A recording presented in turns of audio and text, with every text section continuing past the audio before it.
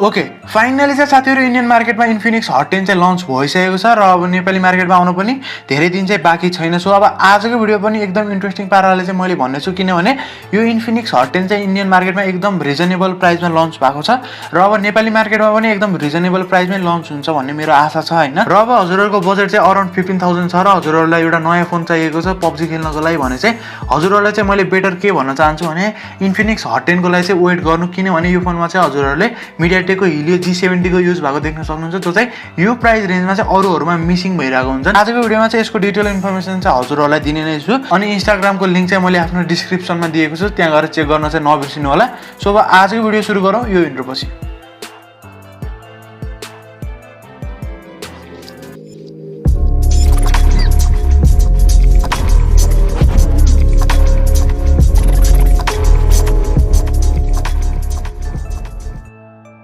स्वागत छ साथीहरु हजुरलाई यो इन्ट्रो पछि। अनि सुरुमै कुरा गर्नुपर्दा चाहिँ यसको डिस्प्लेबाट नै जाऊ र यसको डिस्प्लेको कुरा गर्नुपर्दा चाहिँ हामीले 6.78 इन्चको आइपीएस एलसीडी इन्फिनिटी ओ को प्यानल देख्न सक्छौं, जो चाहिँ यो प्राइस रेन्जमा चाहिँ मलाई ठिकै लाग्यो। र यसको रिजोल्युसनको कुरा गर्नुपर्दा चाहिँ एचडी प्लस को रिजोल्युसन पनि यो फोनमा चाहिँ हामीले देख्न सक्छौं हैन। र ओभरअल रूपमा भन्नुपर्दा चाहिँ यसको डिस्प्ले चाहिँ मलाई ठिकै लाग्यो हैन। अब चाहिँ साथीहरु कुरा गरौँ यसको चिपसेटको र चिपसेटको कुरा गर्नुपर्दा चाहिँ यहाँ हजुरहरूले मिडियाटेकको हिलियो G70 को युज भएको चाहिँ देख्न सक्नुहुन्छ, जो चाहिँ एउटा अक्टा कोर प्रोसेसर हो भने यो चाहिँ बेस्ट भएको भनेको चाहिँ 12 नैनोमिटरको आर्किटेक्चरमा हो, जो चाहिँ अलि पुरानै भएको आर्किटेक्चर हो। तर पनि अब यो लन्च भएको प्राइस पोइन्टमा चाहिँ यतिको आर्किटेक्चर र यतिको चिपसेट दिनु चाहिँ एकदम राम्रो कुरा लाग्छ हैन।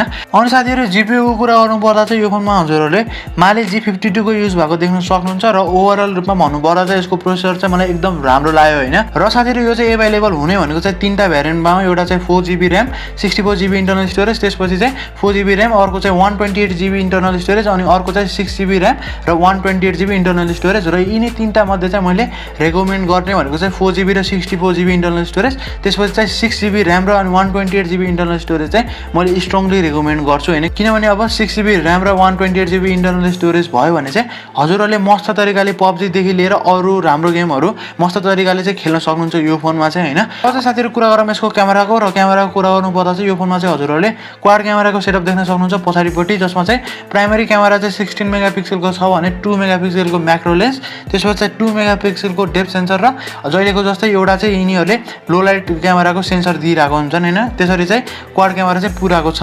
अनि फ्रन्ट क्यामेराको कुरा गर्नुपर्दा चाहिँ हजुरहरूले 8 मेगापिक्सलको फ्रन्ट क्यामेरा देख्न सक्नुहुन्छ विथ डुअल फ्ल्याश, यानी कि दुईटा फ्ल्याश चाहिँ दिएको छ अगाडिपट्टि।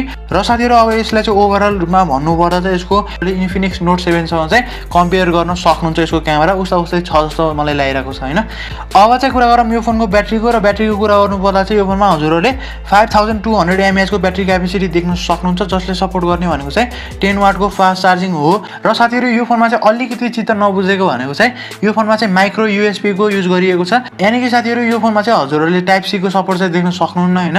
अब चाहिँ कुरा गरौँ यो फोनको अरु फिचर्सको बारेमा र सुरुमै कुरा गर्नुपर्दा चाहिँ यो फोनमा चाहिँ हजुरहरूले 3.5mm को हेडफोन ज्याक पनि पाउन सक्नुहुन्छ। अनि कनेक्टिभिटीको कुरा गर्नुपर्दा चाहिँ हजुरहरूले ड्युअल सिम प्ले पाउन सक्नुहुन्छ भने यसमा चाहिँ अब ब्लुटुथ देखि लिएर सबै कुराको चाहिँ फिचर्स अवेलेबल छ। अब चाहिँ कुरा गरौँ यसको अपरेटिङ सिस्टमतिर र यसको कुरा गर्नुपर्दा चाहिँ यो चाहिँ बेस्ट भएको भनेको चाहिँ एन्ड्रोइड 10 मा हो र यो चाहिँ रन हुने भनेको चाहिँ XOS 6.0 मा हो, जो चाहिँ अब इन्फिनिक्सको चाहिँ आफ्नै OS हो हैन।